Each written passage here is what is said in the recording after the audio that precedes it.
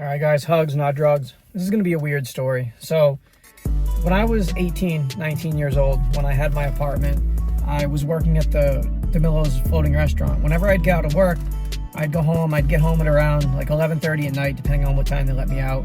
And a lot of times I wouldn't eat in the restaurant because there was so much going on and I just wanted to get out of there. So I'd get home, and when I get home, I'd be hungry. I would order Chinese food from this place called Lang's Express. Lang's has been there ever since, I don't know, like 5-6 years old. It's always been there. It's like a staple of the community. It's right in the heart of downtown Portland. It's like 10 minutes from the Jetport, 12 minutes from South Portland, and it was cheap. Back then, I think it was like $7.99, $8.99 for a combo plate. And depending on where you live, South Portland or Portland, the delivery charge was either $2 or $4. And where I was at, it was only $2, so it was pretty convenient to just order Chinese food. It would get there within like a half an hour, and with a tip, I could give $14. I think that was including tip and delivery charge and everything. So it was convenient. And whenever I ordered, there was this delivery driver. I don't remember his exact name, but we'll just call him Dan. And I don't remember much about Dan. I just remember him having long, greasy hair. If you guys are from Portland, you'll know who I'm talking about, because he was like the main delivery driver between the years of the year 2000 and 2002. Long, greasy hair, kind of like a mullet style, probably about 6 feet tall, with this long, pointy, big nose, like just like a Pinocchio nose. It's very hard to miss. I'm not making fun of him. That was just what I remember about him. And so I would order Chinese food, and Dan just always happened to be the guy that would deliver my food. And this is back when I had a drinking problem, so every time I ordered Chinese food and Dan would show up, I was always wasted. That's why I can't remember like the conversations we had, because I was always, so wasted. He would come over and, we'd make small talk. And one night he comes over, and I think I asked him, hey, do you want to have a beer? And he says, I get off work at 3. Can I come over then? I'm like, yeah, sure. I'll still be up. So Dan comes over at about 3 in the morning. And about a couple weeks before this, he had came over and he asked if he could spend the night. And I just didn't feel right about this guy spending the night. I said, you can't. I said, you can hang out for a little bit, but I'm like, you got to go at a certain time. So he left, and I'm just like, yeah, I don't want this guy to spend the night. Oh, I remember what it was. For one, I felt uncomfortable. For two, it was my apartment was, I didn't actually pay rent. The state paid rent, and I had a caseworker, and this caseworker could show up. His name was Corey. He could show up at any time, and so if I got caught with people spending the night, technically I could get kicked out. So that was one of the reasons. But yeah, for two, just he gave me an uncomfortable vibe. But one night I ordered Chinese food, and I asked him, hey, you want to come over and have a beer afterwards? He says, yeah. He says, I don't drink beer. I drink coffee brandy. Do you drink coffee brandy? I'm like, no, I don't drink coffee brandy. I said, but if you want to bring your brandy, I said, come on, just bring it over. We'll have a drink. And I had digital cable. This is when digital cable first came out. It was like a big deal. It was like 100 channels and had music stations. You can listen to like R&B, rap, hip hop. It was cool back then. Nowadays, it's a normal thing. But back then, digital cable was a big deal. So Dan comes over, and we're just hanging out, listening to music, just chilling.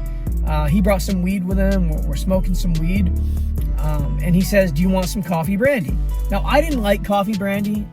For one, I didn't like it. For two, my stepmother, growing up, that was her drink of choice, and I would always see how drunk she got and how wicked and evil she got when she was drinking it. And so I just associated coffee brandy with just nothing good. Nothing good's going to come out of that bottle. So when he offers me some, I'm just like, nah, I don't want none. But I think this night, I'd ran out of beer, or I was running low, and he asked me if I want a drink. I said, yeah, sure, I'll take some. And with coffee brandy, you mix it with milk. Kind of looks like chocolate milk, but it doesn't taste like chocolate milk. So I'm like, yeah, make me a drink.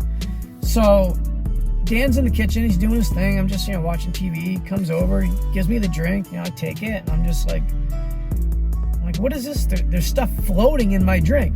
Now here I am, much older, if somebody gives me a drink and there's stuff floating in it, obviously I'm gonna think, what are you putting in my drink, right? Well, back then I was 18, 19 years old. I'm naive. I take everybody at face value. If you tell me you're a good guy, I'm gonna believe you're a good guy. If you tell me you're a doctor, I'm just gonna believe you're a doctor. If you tell me you're a cage fighter, I'm gonna believe you're a cage fighter. If somebody told me something, I would just automatically believe them. Nowadays, if you tell me something, I'm not gonna believe you. I'm gonna, question you, because, most people are gonna lie. But back then, if you said something, I believed you. That's really the way things should be. But yeah, anyways. So he gives me this drink and there's like stuff floating in it. What is this, right? I said, what is this? He's like, oh, it's Tylox. I'm like, why would you crush up Tylox and put that in my drink? Like,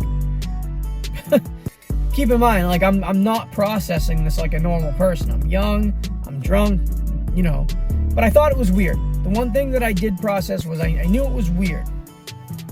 So a couple hours goes by. I'm just like, hey, Dan, I said, you gotta go, man. I'm getting ready to go to sleep. He says, can I spend the night? I'm just like, no, you can't spend the night, bro. You gotta go. So he goes, and I thought it was weird, and so I continue ordering Chinese food. He's delivering my Chinese food, and he says, hey, can I come over and have a drink with you when I get off? And I didn't have a lot of friends, so I said, yeah. I said, sure.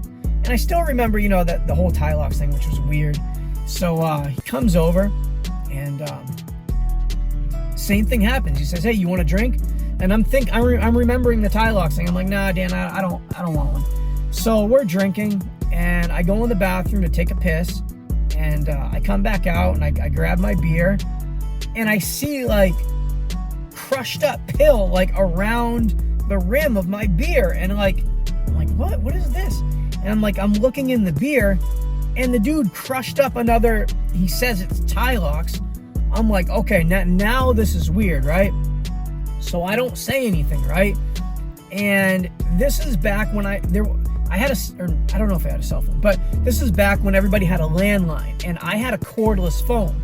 So I didn't say anything to Dan about the pill. I pretended like I didn't know. I remember, oh yeah, I took the beer and I threw it. I cracked open another one and just kept drinking it to make him think that I was drinking the beer with the crushed up pill. I said, Dan, I got to make a call real quick. I'll be right back. So I shut the door so he can't hear me, and I go and I call my buddy Ken. I'm like, hey, Ken, remember that Chinese food guy I was telling you about? Remember he crushed up the Tylox and put it in my... Because the thing about Tylox is like a Vicodin. If you crush up a Tylox, it's not going to do anything to anybody. If anything, it'll just give them... It's nothing. It's not going to make you pass out or anything. So I thought it was weird. So I called Ken. I'm like, Ken, remember I told you about the guy, the Chinese food guy, put the Tylox in the coffee brand? He's like, yeah. I said, dude, he's here again. And I went to the bathroom. I took a piss. He tried crushing up another Tylox and putting it in my drink. And he's like, what? He says, are you sure it's Tylox? I'm like, yeah. He says, how do you know it's Tylox? I'm like, well, because he told me it's Tylox. He's like, dude, it's nothing. That's not Tylox. He says, what does it look like? And so I go and I grab the can, and I'm looking at the pill, and I'm telling Ken, like, what it looks like. And he says, that's not Tylox. Tylox is this color, and that's not Tylox. I'm like, well, what do you think it is? He's like, I don't know, but I don't drink. I said, I'm not drinking. I said, I threw it away. I said, I'm making him think that I'm drinking it. And then Ken says, so he thinks you're drinking the crushed up pill? I said, yeah. I said, okay. So I have a plan. I'm going to act like Ken gave me this idea. So my plan was to act like I'm like more intoxicated than I am, and to kind of like pass out. And so that's what I'm doing, because I want to see like if whatever's in my drink is going to make me pass out. I'm curious, what does this guy want to do, right? Keep in mind, I'm young and naive. I don't know anything about anything. So I'm in my recliner, and what I do is I start like going like this. To pretend that I'm more intoxicated than I am. And I take my beer and I spill my beer on myself, and I want to see if he says anything. And I'm looking in the corner of my eye, and he's staring right at me. as I'm spilling the beer on me, and he doesn't say anything. He doesn't say, hey, you're spilling your beer. And I'm thinking, and so like I wake up and I'm just like, brushing the beer off, and I'm thinking, I'm like, why would he just let me spill beer on myself as he's staring at me and he doesn't even say anything? I'm like, wow, this is kind of weird. So I had pepper spray and I had a knife. So I put it in my pockets. I'm like, is this guy like up to something? This is just weird. So what I do is we got the music, and the music's pretty loud, and I'm pretending to like pass out. And so what I do is I take the beer, I hold it in my hand, and I pretend to fall asleep. And he's talking to me. He's like, hey, and I'm ignoring him. But keep in mind, I'm fully awake, so I want to see like does he have somebody out in the car? Like, is he trying to rob me? Does he think I have money? So I'm ignoring him when he's like trying to speak to me. So eventually he gets up, and I'm like, I'm still like, I've got one eye open, and I'm like watching him. And he comes over to me, right? And he's going like this, and he's just like staring at me, right? And he stands there for like a minute, just like he's observing me, right? And he takes his hand and he puts his hand like on my shoulder, like not firm, kind of like the way a guy would touch a girl, you know what I mean? Like he's got his hand like real like gently on my shoulder. And I freaked out at that point. And I grabbed the pepper spray, and he had this long hair. I grabbed his hair and I pepper sprayed him, right? And then I grabbed the knife, and when he saw me grab the knife, he reaches in his pocket and he grabs a knife. And I wasn't gonna stab him. I was more grabbing the knife more to like intimidate him and scare him. But he thinks I'm really trying to stab him, so he grabs his knife. So then when he grabs his knife, I'm just like, oh my gosh, like he's gonna stab me. And so we're wrestling, and keep in mind, I'm young. I'm like 18, 19. I've never lifted weights. Like I wasn't an athlete back then. I wasn't strong. And this is like a 40-year-old man, and he's got strength, and he's starting to overpower me. So I take the knife, and I know that I can stab him. Like I feel like because I'm fast. When I'm young, I'm really fast. So I know I can stab, and I'm afraid to stab him like in the chest because I'm afraid to like kill him. So I take the knife and I just jab it like into his arm because he's like on top of me with his knife. So I take it, I go like this, and he goes like that. He takes his knife and he jabs it in me. But the shirt that I was wearing, because it's cold out in Maine, so it was like wintertime. So I'm wearing like a shirt, like a sweatshirt with like shirts underneath it. So when he stabs me, it kind of like the sweatshirt's kind of like almost like work as like a shield. And so it does like draw blood, but not much. And so like I kind of like push his knife out of the way, and I just take my knife and I just start boom, boom, boom, boom, boom, and just start stabbing him all over. Because at this point I'm like, okay, now I have to kill him because he's really trying to kill me. And so like there's blood everywhere. And he runs out, he's yelling, I'm screaming. My neighbors were used to me having like loud parties, so I think that's why the neighbors like never said anything, because I was a really rowdy neighbor. Like I can't believe they never called the cops on me. But yeah, so he leaves, and I'm cleaning up all the blood, and all I'm thinking is, I'm like, all right, the police, I can't run because this is my apartment. I'm like, all right, the police are gonna show up at any moment. I need to have like a story.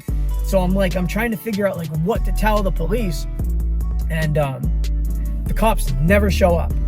And yeah, that's the end of the story. I ordered Chinese food, and every time I ordered Chinese food, I don't know if he stopped working there or what, but he would never deliver to my door again. And yeah, I never heard from him. I never heard from the cops. I never heard from Dan again. So be careful when you order Chinese food. Be careful who you make friends with, because not everybody is a good guy. Hugs, not drugs.